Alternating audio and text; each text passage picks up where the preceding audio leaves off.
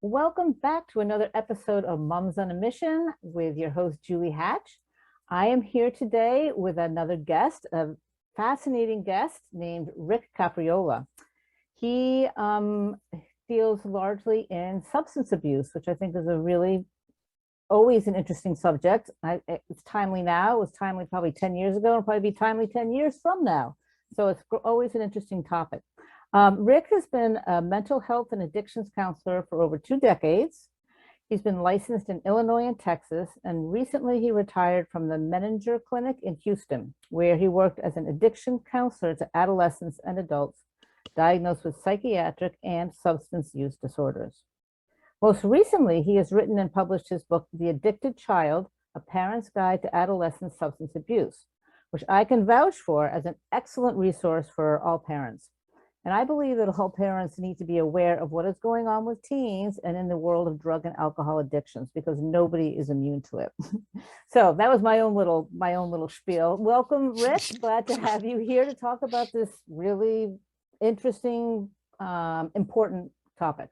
Thank you, Julie. It's a pleasure to be here, and I appreciate you taking the time to talk to me about this important topic that affects so many families around the country. So thank you so much for inviting me to the program. Yeah, well, I'm glad that you're here and that you can make it. And as you said, that it affects so many people. And I do, some people think that they're immune, that it won't happen to their kids. And we all hope that, certainly. We all like to think that it won't happen to us, but nobody, I have learned that nobody is immune from it. Do you have anything to say about that, or the type of people that you reach, or?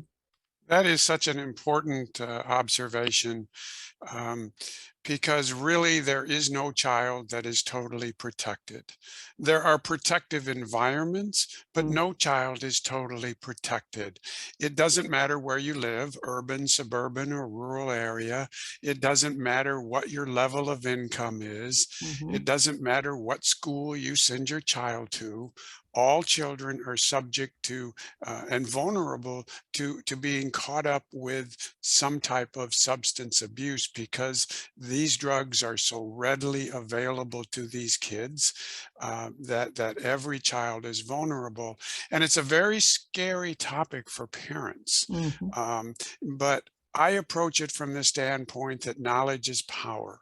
The more we as parents understand about adolescent substance abuse, the more we understand the warning signs, the better we feel prepared, the more confident we'll be that if we have to deal with this issue, we hope we don't, but if we do have to deal with this issue, we feel better prepared to deal with it. Yeah, very, very good point. And this is going to go a little bit off to the side here, and maybe you don't want to talk about it, which is fine. But it made me think, if we bury our heads in the sand, then that's not addressing the issue. Likewise, I don't know how you feel about just say no to drugs. Just close your eyes and say no, don't do it, and it's never going to happen. That's an approach that I think we have enough history on to know it does not work. Okay, all right. As an expert, you can back that up. Great. Yeah, and I can tell you that adolescents don't pay any attention to that message. Yeah, in fact, the more you say no, the more they're going to say, oh, yeah. Yeah, the more curious they get. That's right. So tell me, what should parents know about substance abuse and what those substances do to a child's developing brain? I think the important message to parents is that the adolescent brain is a developing, maturing brain. Our brains don't get fully developed until around age 24 or 25. So the adolescent brain is in the process of maturing and developing, forming those connections that are going to be so very important for that child when they get into adulthood. So it is essential that parents recognize that their child's brain is very vulnerable. It is maturing, it is developing, and to recognize that these drugs can do some real damage to those brains, especially during the period of adolescence when those brains are starting to develop and mature. Yeah. And can you say, or does the research even know, is it possible to be permanent damage to the brain? And I say damage, not change, but damage to the brain? Well, it certainly makes changes to the brain. Some examples would be the kids that I worked with who were smoking marijuana quite often When some of the tests come back on these kids, what I noticed was that the processing speed of their brain was below average, and Ah, their short-term memory was impaired, and mm, their motivation was impaired. Now, some of these changes, like the processing speed of the brain and the short-term memory, you mhm, might not notice as a parent, but when we examine them and we do the more detailed testing, we begin to see some of those changes that are going on as a result of a drug interacting with the brain. Are these changes permanent? What I would say to that is our brains have a remarkable capacity to heal themselves. mhm, So once we quit using a substance, the brain begins to heal, mhm, and we can see some remarkable changes. Now, the longer you use a drug, the younger you start using a drug, and depending on which drug you use, the recovery time may take a little bit longer. But mhm. regardless of that, we know that our brains have a remarkable capacity to heal themselves. Yeah, thank goodness for that. Yes, But I yes. also think that there can be a point where I've seen from experience, I've seen where there's no point, you get to a point of no return for the unfortunate few that get into, You do, and that typically happens when a substance abuse that maybe began in adolescence sort of picks up, and then as they get into adulthood, it becomes more extensive, and they move mm, on to more serious drugs. And you right, have a history of maybe using drugs for 10 or 15 or 20 years. yeah, Certainly, the longer you use a drug, the more damage is done to the brain. yeah, okay, yep. So these days, and again, I'll let the listeners know that Rick's book is called The Addicted Child, A Parent's Guide to Adolescent Substance Abuse. Much of what we are talking about, or of the information that he is imparting to us, comes from this book. And so I really recommend going out and buying the book. It's a quick, interesting read. So, and again, the question I'm about to ask you now comes from I saw in the book. What are the kinds of drugs that teens are using these days? And has it changed over the past 10 years or in what way? Yeah, that's a very good question. Teenagers are still attracted to alcohol and marijuana. Mm-hmm. Those are the two primary substances that we see teenagers being attracted to. There is some exposure to the more hardcore drugs like LSD, some of the prescription drugs like Ritalin and Adderall, but those generally are less than 5%. Okay. The teenagers are attracted still to marijuana and to alcohol, and that's been true for a long, long time. Uh-huh. Now, what has changed recently, just in the last few years, is a dramatic increase among the adolescent population in what is known as vaping, where they will take a substance like marijuana or nicotine. They'll use an instrument that turns it into a vapor, and then they inhale it. In Mhm. the last 3 years, the percentage of adolescents, particularly high school students, who are vaping marijuana and vaping nicotine has dramatically increased. It really is alarming, and parents need to know that kids are out there turning to vaping these substances. Yeah.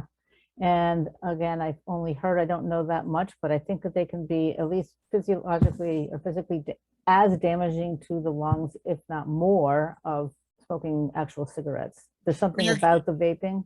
you're getting higher concentrations of nicotine when you Ah, vape. Now, okay. the kids will tell you, teenagers will tell you it's safer than smoking marijuana or smoking tobacco. And what they mean by that is when you smoke tobacco, you don't just get nicotine, you Mm, get hundreds of other chemicals. yeah, But true. when you vape it, you just get nicotine. Well, but the problem with that is you get a higher concentrations of nicotine, and Yeah, you're getting higher concentrations of other drugs.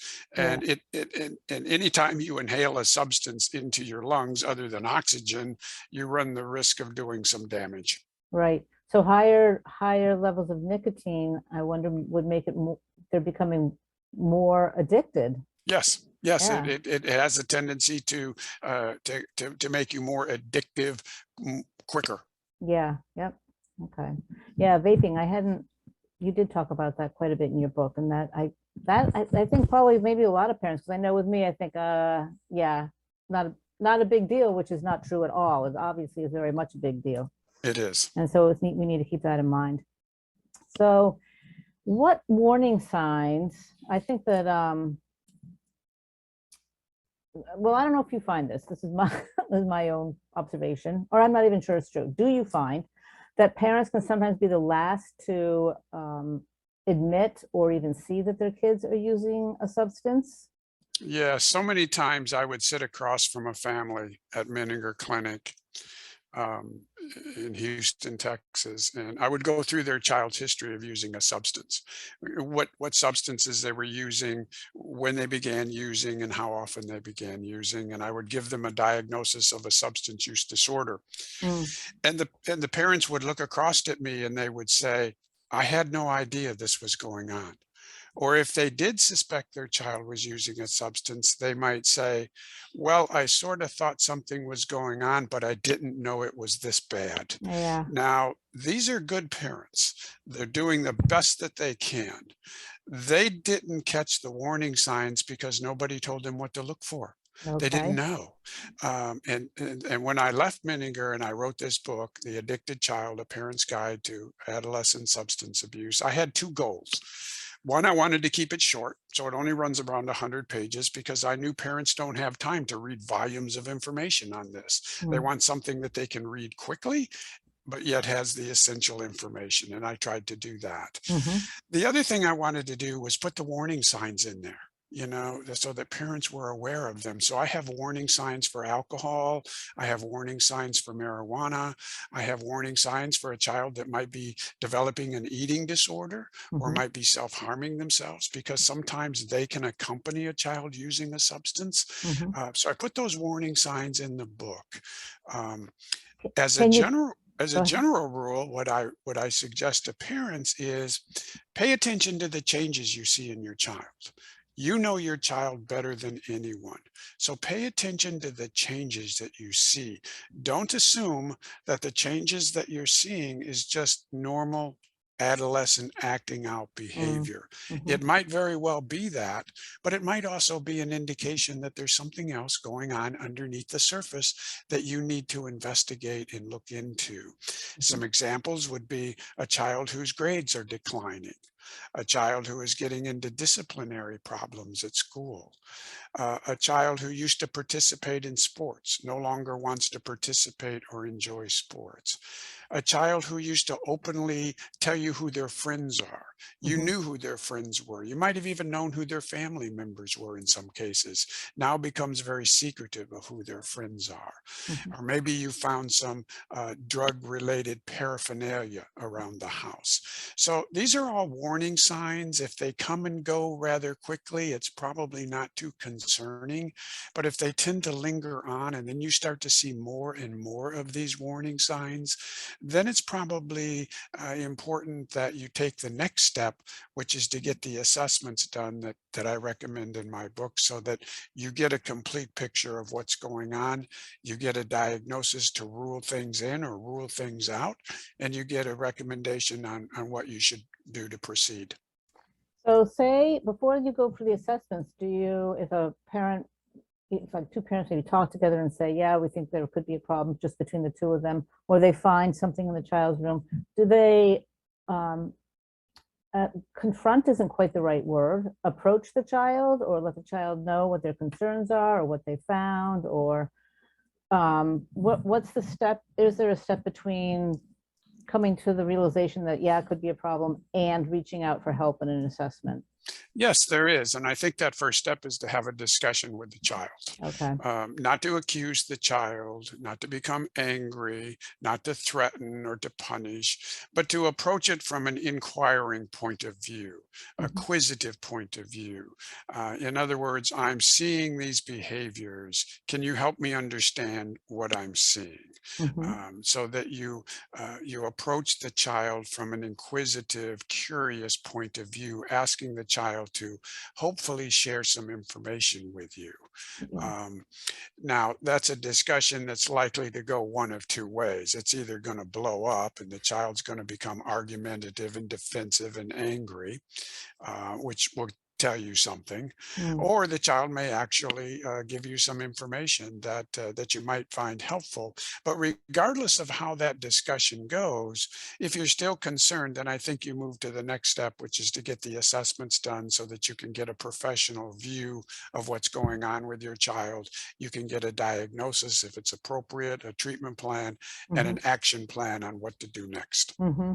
Yeah, go right to it. And I think that you made a really important point to not be accusing. Don't go in accusatory. Right. That'll just drive them away, I think. It will. That will not work out. Um, so why, certainly there are some kids that um, use alcohol and use marijuana, maybe you could call it dabbling in.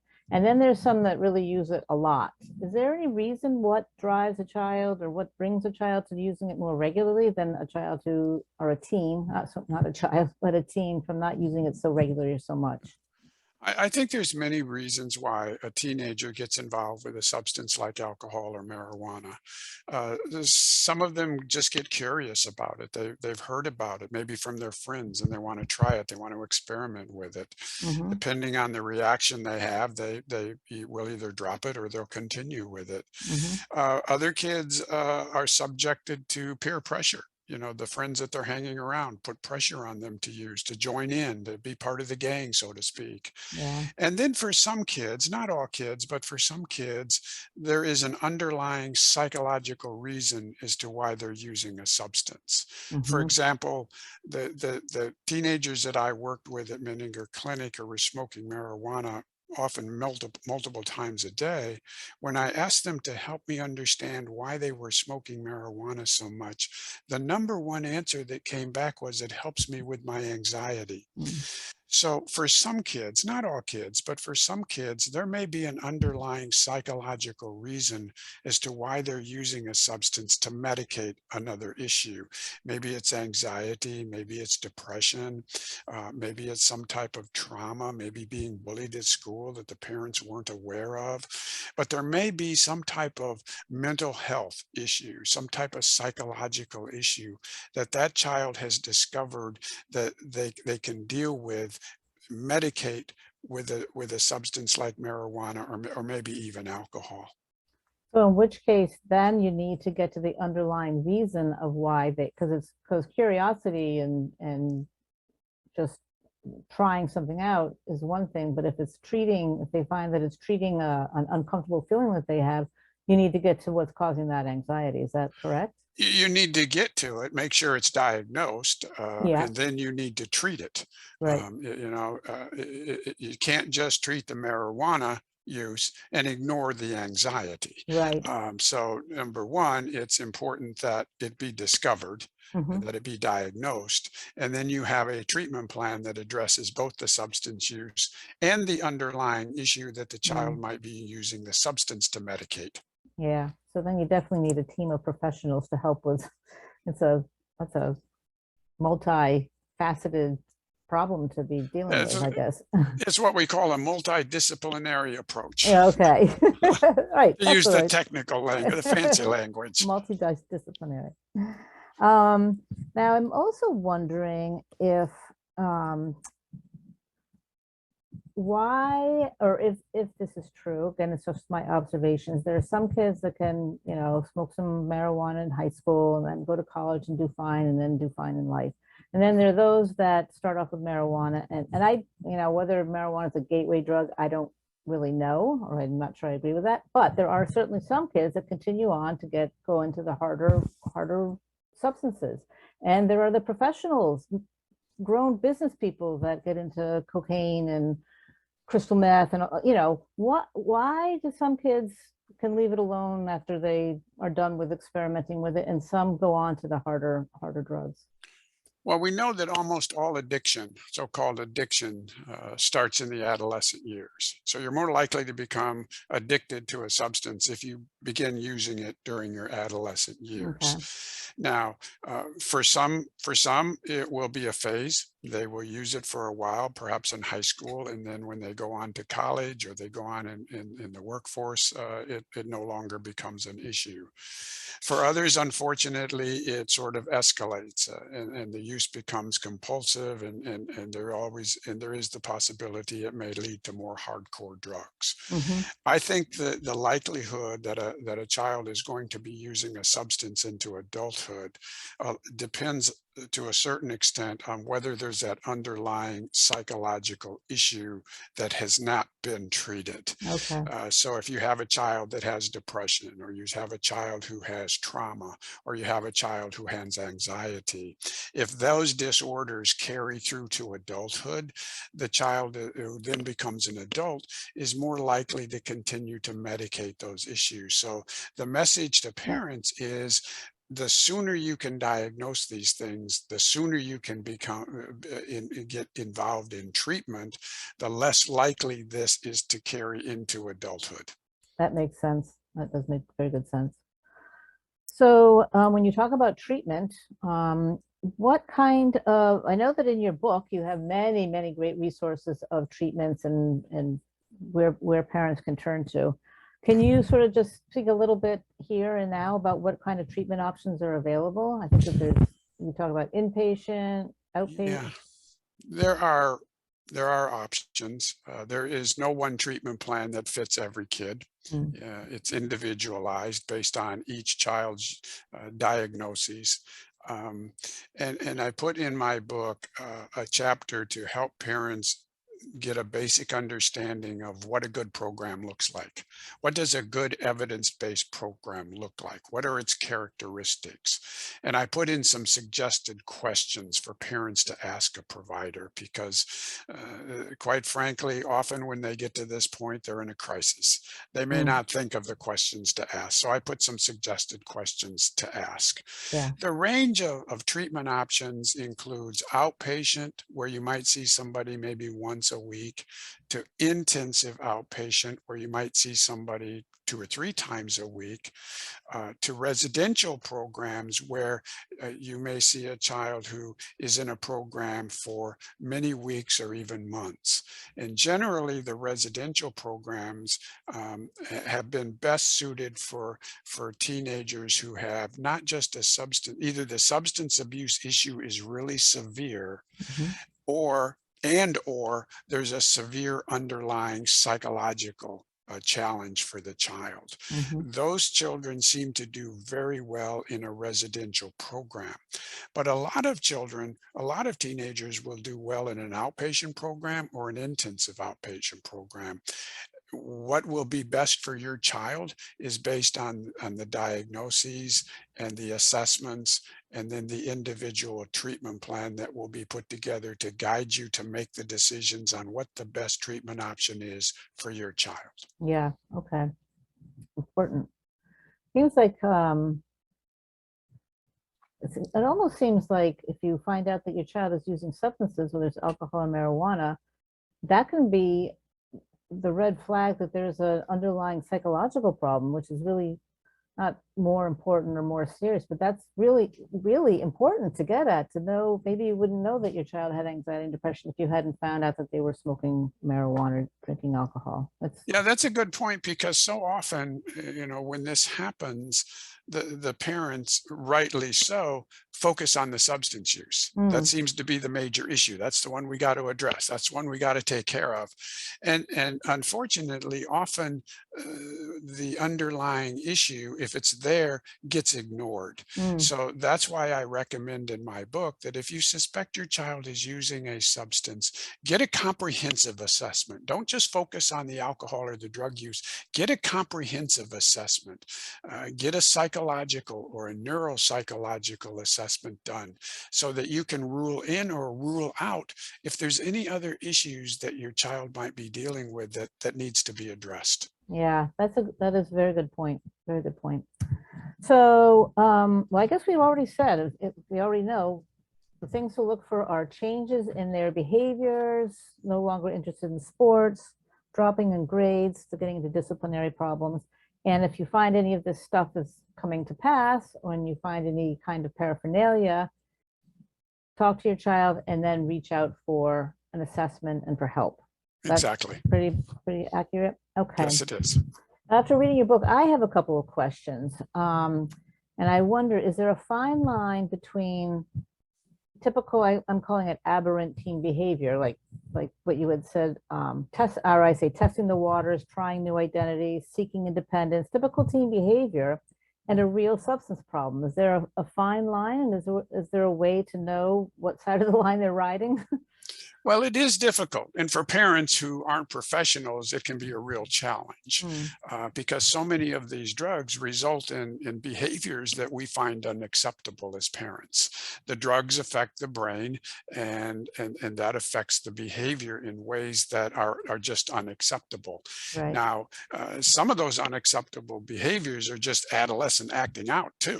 Right. So it becomes really difficult for a parent to sort of, judge, well, what's really going on here? Is this just my kid acting out and being obnoxious, or is there something else? And that's why I think you pay attention to the intensity of the change, the duration of the change, and how many of these changes that you're seeing. But if you get concerned, my recommendation is check it out. Don't let it linger. It's better to know that it's not a problem, or if it's not, or if it is a problem, to know that too. So I don't recommend that you delay. When you become concerned, turn to the professionals, get the professionals to do the assessments, and then either rule in or rule out whether or not there's a problem there. I think as a parent, you'll feel more confident, you'll feel more comfortable that you were able to get some advice from professionals as to what you're seeing, a second opinion, so to speak. Yeah, yeah, that's absolutely true. I believe. I'm just thinking about, my kids are now grown, and certainly we've had our issues, but I think that it's really hard to get to the point as a parent to say, okay, there's a problem, I need to do something about this. It's so much easier to say, well, it's just being one of the kids, and I don't know. No, you're right. It is difficult and scary for a parent, because no parent wants to believe that their child is using a drug. No parent wants to believe that their child has an underlying serious psychological issue. So we sort of want to, ignore it, or hope that it's not there, and that's understandable, but it is also very risky, because the longer that you delay, the more likely this could become a much more serious issue. So but it certainly is understandable that parents want to shy away from this topic, because it can be very scary, and that's one of the reasons why I wrote my book. I want parents to be able to read this book and not be paranoid about this topic. I want them to feel, after they read this book, okay, I've got it. I understand this better than I did before. I hope I don't have to confront this issue, but if I do, I'm better prepared now. Yeah. And your book does that. Your book does that in spades. It's great. And I think that you say this in your book, and I'm not sure that whether I got it or not.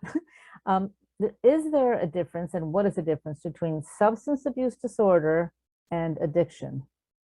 Well, addiction, and I say this in the book, addiction is not a diagnosis. Your child, if it's appropriate, will not get labeled as an addict. We don't diagnose addiction. We diagnose a substance use disorder. And it can be either mild, moderate, or severe. And whether or not it falls in one of those categories is based upon essentially how many negative consequences are coming about because of the child's use.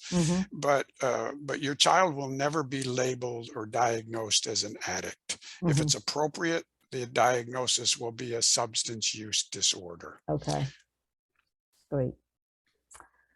Now, you also talk a little bit in your book, which I, again, didn't even think about, but I am very aware are problems. There are other addictions, cutting, gaming, eating disorders, all related to negative feelings. I don't know if you even want to get into talking about those. Is treatment at all similar? If a parent thinks that they have a child that cuts or has an eating disorder, is your book appropriate for them? Yes, it is. And in fact, this is such an important issue that I put an entire chapter in my book on what we call process disorders.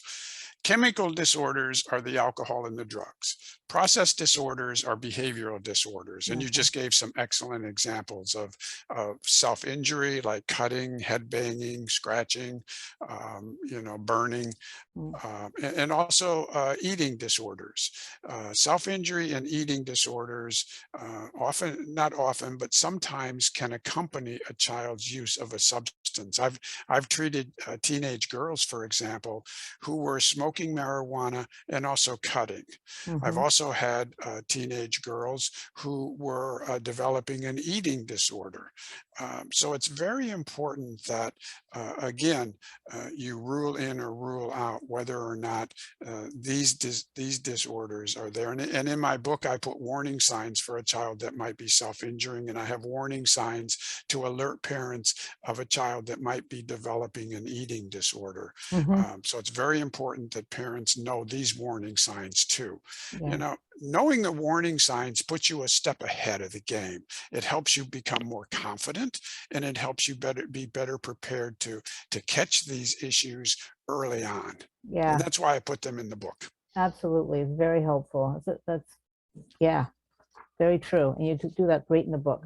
Um, I don't know if you have anything else. I want to first invite the listeners to whoever's listening to this, if you want to reply or write in with questions that you would like to ask Rick Capriola, then please do so, because we will have another show and we will address the questions that come in. So we're both very interested to know what people would like to hear more about, what questions you might have that he'd be able to answer. And then we'll have him back on for another show. But in the meantime, you can get Rick's book. It's on Amazon. That's where I got it, called The Addicted Child: A Parent's Guide to Adolescent Substance Abuse. It's a wonderful resource. And like he says, it's thin, it's quick read, and it's great to have on the bookshelf for if you happen to need it. And even if you don't happen to need it, it's still good to know, to be able to refer to say, oh no, everything's okay, or whatever. And Yes, people can please. also go to the book's website, which Okay. is www.helptheaddictedchild.com. Helptheaddictedchild.com. Great. They'll be able to read endorsements, reviews, a sample chapter, and there will be a link that'll take them directly to Amazon, where they can buy the book as either a Kindle Mhm. for people who like to read on a Kindle, and there's also a paperback version for people who like to underline and highlight or just want a copy to keep on their bookshelf. Yeah, yep. Great. All right, thank you. So Rick, is there anything else that you'd like to add that I missed, or that you would like to elaborate on, or anything else that you'd like to add? I would just follow up on what you said earlier. If parents are out there and we didn't get to the questions that they have, or if they have issues that they wish we would have addressed, if they'll let you know, I'll be more than happy to come back and we can address their specific questions and their issues. Other than that, I just thank you, Julie, for taking the time to have me on the show and for participating in the discussion with your questions and your observations. Well, thank you. It is a really important topic. And like I said, it was important back when I was a teenager, and it's going to be important for a long, for years and years and years to come. Yes, And it's really nice. The work that you're doing and helping kids out and parents out is invaluable. So thank you for what you do. you're welcome. And yeah, so please let us know if you have any questions, write in, reply on my Facebook, any of the social media platforms where you see this podcast or hear this podcast. And in the meantime, we'll wrap this up, and I will thank all you listeners for listening and being here today. And thank you, Rick, for being here. Thank you, Julie. Appreciate it. All right, we'll have another episode next week. Thanks for listening.